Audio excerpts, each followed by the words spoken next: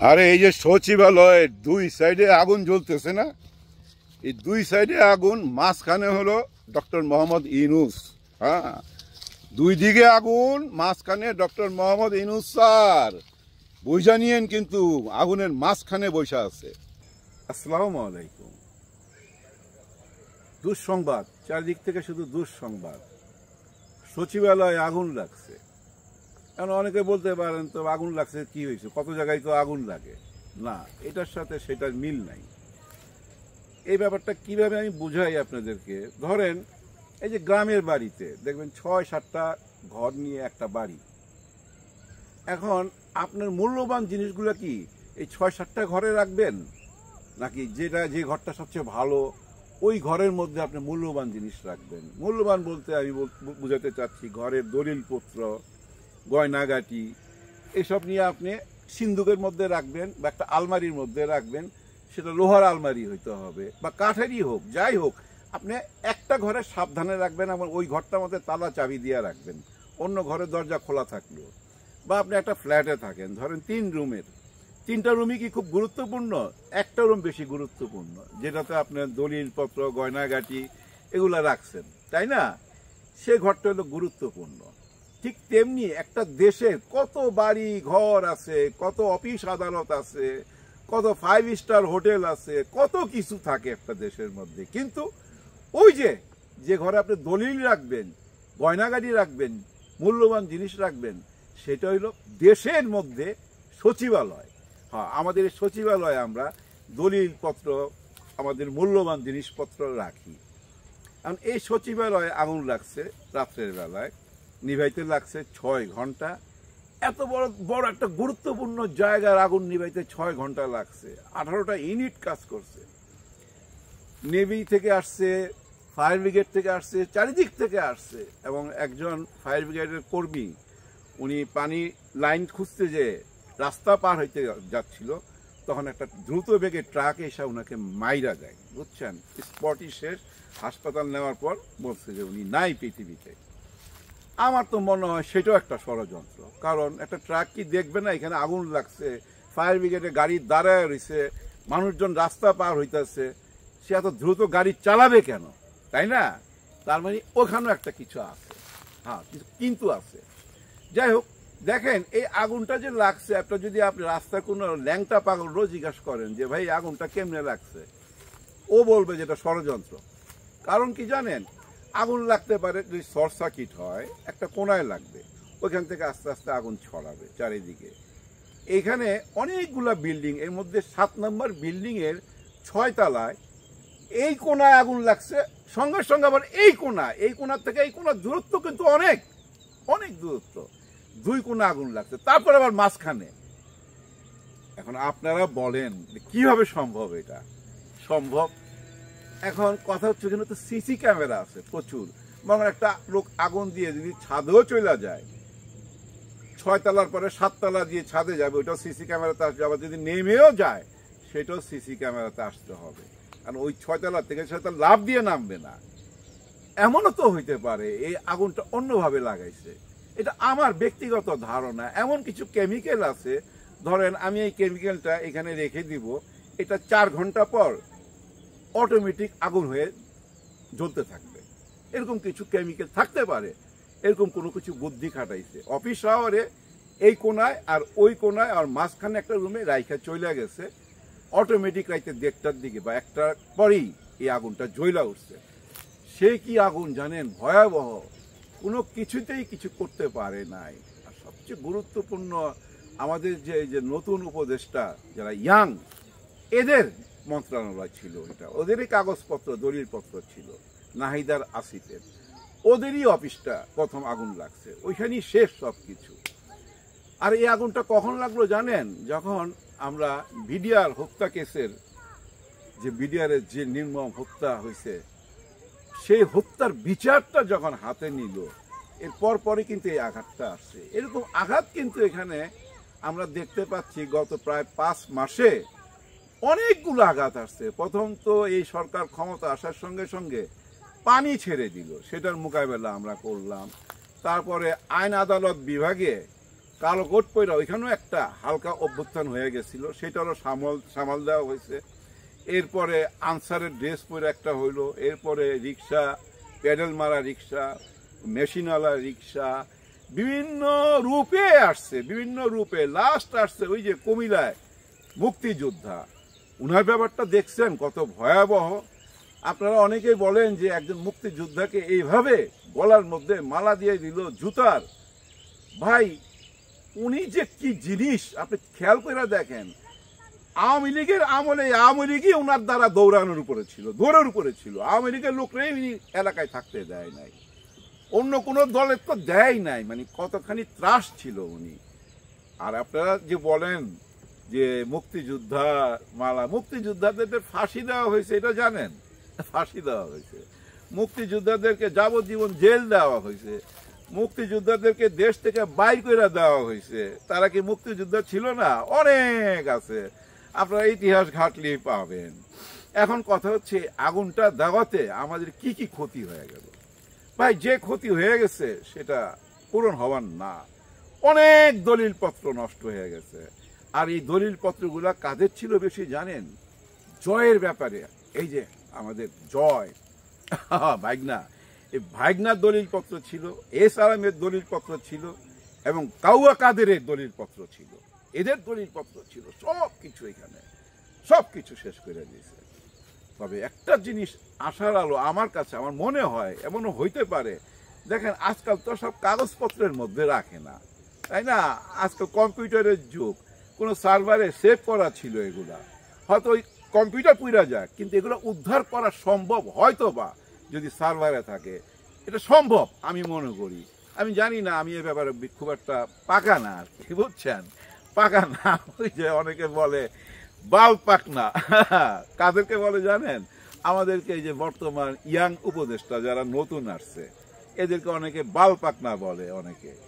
কিন্তু ভাই বাল পাকনা বলেন আর যাই বলেন, ভাষার জন্য সরি বলে নিতেছি, এটা মনে করেন বলে ওপেন বলতেছে, যার জন্য বললাম, যাই কিছু বলেন, মনে করেন যে একজন বয়স্ক লোক, মনে করেন আমারে, আমি অনেক পণ্ডিত মনে করেন যে বিদেশ থেকে লেখাপড়া কইরা বস্তায় বইরা সার্টিফিকেট নিয়ে আসছি, আমারে যদি আপনি উপদেষ্টা বানায় দেন বা মন্ত্রী বানায় দেন, আমি কি করুন? আমি ওই যে সচিবালয় যেখানে আগুন লাগছে ওইখানে যারা থাকে ওদের হেল্প নিব। আমাকে যে মন্ত্রণালয় দিবেন ওই মন্ত্রণালয় সচিব আমাকে গাইড করবে যে স্যার এই এই কেসটা এই হয়েছিল, এই জায়গাটার এই উন্নতি হয়েছিল, বা এই জায়গাটার এই উন্নতি করতে গিয়া আমরা এই প্রবলেমে পড়ছিলাম, এখন আগামীতে কি আপনি এটা হাত দিবেন? সব আমাকে একটা একটা করে বুঝাবে। একজন না, 5-6 জন সচিব, তারা কিন্তু অল এডুকেটেড। এই সচিবরাই কিন্তু চালাইতো। এই যে মনে করেন যে কাউয়া কাদের বলেন, আর এই যে আরাফাত, মন্ত্রী হওয়ার যোগ্যতা আছে, এদের কোনো যোগ্যতা ছিল না, এরাই চালাইতো। এখন মনে করেন যে এই যে মন্ত্রীরা যারা আওয়ামী লীগের, তারা তো পালায়া গেছে, কিন্তু তাদেরকে যারা চালাইতো তারা তো রয়ে গেছে না। এখন মনে করেন আমি একজন পলকের ফাইল বাইর করবো, পলকের কি কি অন্যায় করছে, কত টাকা মারছে, এই যে ফাইলটা যখন খুলবো তখন কান টানলে মাথায় আসে না। এই পলক বলবে না যে আমার ওই সচিবে বুদ্ধি দিছিল যে এই কাজটা এইভাবে করেন এবং এখান থেকে এইভাবে টাকা নিয়ে এইভাবে ভাগ করেন, আমরা আগে তাই করতাম, এই আমার বুদ্ধি দিছে, বলবে। অলরেডি পলক বইলা ফেলাইছে, শেখ হাসিনার বিচার হইতে হবে। আরে শেখ হাসিনার কথা মনে হইলি না বুকটার মধ্যে মোচড় মারে। আমার কেন জানি মনে হয় জানেন, উনি যে এই দেশ থেকে চইলা গেলেন বা পালায়া গেলেন, উনি এতটা কষ্ট পায়নি যতটা কষ্ট পাইছে ডক্টর ইউনূসকে প্রধান উপদেষ্টা বানানোর কারণে। প্রধান উপদেষ্টা বানাইছে ডক্টর ইউনূসকে, এইটাই তার সবচেয়ে বড় জ্বালা।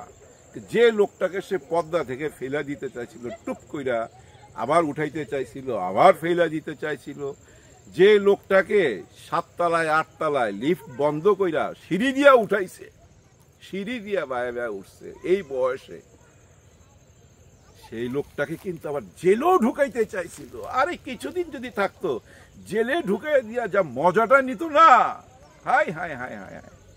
কিন্তু সেই লোকটাই এখন উপদেষ্টা, সেই লোকটাই এখন তার বিচার করতে চায়। ভারতে চাইছে তার কাছে, ভারতের কাছে চাইছে যে আমাদের আসামিকে দিয়ে দেন, আমাদের আসামি আপনাদের এইখানে। ভারতেও কিন্তু এখন অনেক কথা সবাই মুখ খুলতেছে, এখন সবাই বলতেছে ভারতে কেন ইনি আশ্রয় নিবে, ভারত থেকে কেন উনি দেশে অপকর্ম চালাবে। এই ভারত থেকে বৈশাই কিন্তু এই যে আগুন লাগাইছে, এই আগুনটা কিন্তু ভারত থেকে বৈশাই লাগাইছে। কারণ ওনার অডিও কলগুলো আপনারা শুনে দেখেন, সবই তো ধ্বংসাত্মক। মাঠ ডালেঙ্গা, কাঠ ডালেঙ্গা, এই তো এই মাঠ ডালেঙ্গা কাঠ ডালেঙ্গার মধ্যে আগুন লাগা দেঙ্গা, এটাও আছে। কিন্তু কোনো ব্যাপার এটা বলেন? মনে করেন যে অনেক অভাবী লোক আছে ওইখানে, তো কাজ করে, ওইখানে তো সব অফিসার না, ঝাড়ুদার আছে, পিয়ন আছে। কাউকে যদি আপনি 50 কোটি টাকার একটা লোভ দেখান, ও তো পাগল হয়ে যাবে, ওই কাম করে দিতে পারবে। তো আবার ওই লোকটারে সামলাইবার জন্য আরো কিছু লোক লাগবে, ওইখানে খরচ করবো আরো 1000 কোটি টাকা। হ্যাঁ, দেখবেন এখন একটা তদন্ত কমিটি হবে, ওই তদন্ত কমিটির মধ্যে ঢুকাই দিবে টাকা দিয়া, হইতে পারে ভাই। যাই হোক, আমি একটা কথা বললাম এখন, সেটা আমাদের এই পত্রিকা নিয়ে অন্য পত্রিকার বইলা লাভ নাই। আমার দেশ পত্রিকাকে আমি একটা অনুরোধ করব যে দেখেন, অনেকেই বলতেছে যে এরা পাকনারা, আগে দুটা খারাপ শব্দ উচ্চারণ করছি, সরি, আর করলাম না। এই পাকনারা ঘুষ খাইতেছে, টাকা বানাইতেছে, বিদেশে বাড়ি গাড়ি করতেছে, এরকম অভিযোগ শোনা যাচ্ছে। এই যে ইয়াং উপদেষ্টা যারা নতুন আসছে এদের, এবং অনেকের আরো পুরনদের মধ্যে আছে, বয়স্কদের মধ্যে আছে, এরকম কথা শোনা যায়। তাহলে আমার দেশ পত্রিকা আপনারা কেন আমাদেরকে জানাবেন না? পাবলিকের মধ্যে যে গুজবটা ছড়াচ্ছে, এই গুজবটা সত্য না মিথ্যা, আমার দেশ পত্রিকার দায়িত্ব আমাদেরকে সত্যটা জানানোর। আপনি অনুসন্ধান করেন, এত লোক কি মিথ্যা কথা বলতে পারে? যদি মিথ্যা হয় মিথ্যা বলেন, সত্য হলে সত্য প্রমাণ করেন। আপনারা গোয়েন্দা লাগান, আমার দেশ পত্রিকা ছাড়া এটা অন্য কেউ পারবে না। কারণ আমি দেখছি গত 5 মাসে পত্রিকা ফলো করি, খুব একটা চেহারা বদলায় নাই কারো, খুব একটা বদলায় নাই। হ্যাঁ, অনেকে এখনো মনে মনে আশা করে শেখ হাসিনা আবার আসবে। আমার ভাইগনা জয়ও মারাত্মক খেপে গেছে এই গত পরশুদিন, বলে যে এগুলা মানে বিচারের নামে প্রহসন হচ্ছে, এগুলো অরাজকতা হচ্ছে, নাটক হচ্ছে, আমার মার বিরুদ্ধে ষড়যন্ত্র করছে। এই আইন আদালত সবকিছু এক হইয়া আমার মাকে সাজা দেওয়ার জন্য একটা ষড়যন্ত্র করতেছে। তার মানে কি উনি জানে আইন আদালত নিজের হাতে রাখা যায়, চালানো যায়? কারণ ওনারা যেটা করছে সেটাই তো ভাববে, মানুষ যা করে তাই তো ভাবে, তাই না? যাই হোক, ভাগনার কথা বেশি আমি কানে দিতে চাই না, কারণ ভাগনার ক্যারেক্টারটা আমি বুঝা ফেলাইছি। তার মা মৃত্যুর হাত থেকে বাইচা দিল্লিতে আশ্রয় নিছে, আর ভাগনা তুমি গেলা না তোমার মার সাথে একটু দেখা করতে। আজ পর্যন্ত কত প্রায় 5 মাস হয়ে যায়। তুমি কয় টাকা লাগতো আমেরিকা থেকে দিল্লি আসতে? তোমার কি না করতো? মেয়ে তার সাথে দেখা করতেছে না, পুতুল তার সাথে তো দেখা করতেছে ডেলি, তাই না? শেখ রেহানা আসতেছে যাইতেছে, দেখা করতেছে না, তুমি গেলে না কেন? হ্যাঁ, এতেই বোঝা যায় দেখেন কেমন ছেলে, কেমন সন্তান, যে মার জন্য কোনো ফিলিংস নাই। এ নাকি আবার ভবিষ্যতে দেশের দায়িত্ব নিবে। অনেকে বলতেছে যে না, আমি বলি কি জানেন, আপনারা যারা আওয়ামী লীগ করেন, আপনারা নতুন তৈরি করেন, একদম ব্র্যান্ড নিউ তৈরি করেন, বুঝছেন? আগের গুলারে বাদ দেন, বুঝেনি তো, সত্যটা মাইনা নেন। দেশটা তো আপনাদেরও, শুধু আমাদের না। আমরা কারা, আপনারা কারা, সবাই মিলে তো একটা পরিবার, তাই না? দেশটার প্রতি একটু অন্তত ভালোবাসা আনেন। যে চলে গেছে চলে যাইতে দেন, তার হইয়া এখানে আর অরাজকতা কইরেন না। এই যে আগুনটা লাগানো হয়েছে তার হয়েই তো লাগানো হয়েছে। এইভাবে আরো আঘাত আসবে যদি বর্তমান সরকার আরো কঠোর না হয়। অন্য একটা রূপ দেখাইতে হবে তাকে, অন্য একটা রূপ, এই রূপে চলবে না। সেই রূপটা এমনও হইতে পারে, অনেকে বলবো ওই যে দেখো স্বৈরাচার আবার আসছে। না, এই স্বৈরাচার হইতে হবে তাদের জন্য যারা আগুন লাগাইছে, তাদের বিরুদ্ধে রুইখা দাঁড়ান, কোনো প্রশ্রয় দিয়েন না। একটা কথা মাথায় রাখবেন, আপনি গাছের ডালাপালা যতই কাটেন, গোড়া থেকে কাটতে হবে, নাইলে কিন্তু কিচ্ছু হবে না। ওই ডালা থেকে আবার নতুন অঙ্কুর জন্মাবে। এই তো জন্মাইতেছে, জন্মাই তো আগুন দিতেছে, বুঝেন না কেন?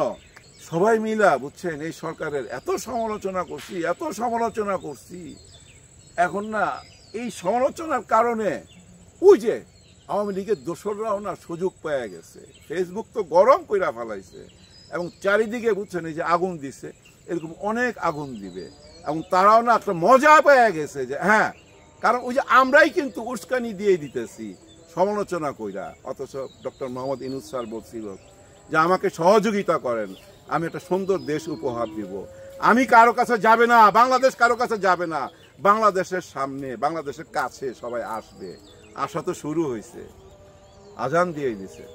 সবার জন্য সবাই দোয়া করবেন। আল্লাহ হাফেজ।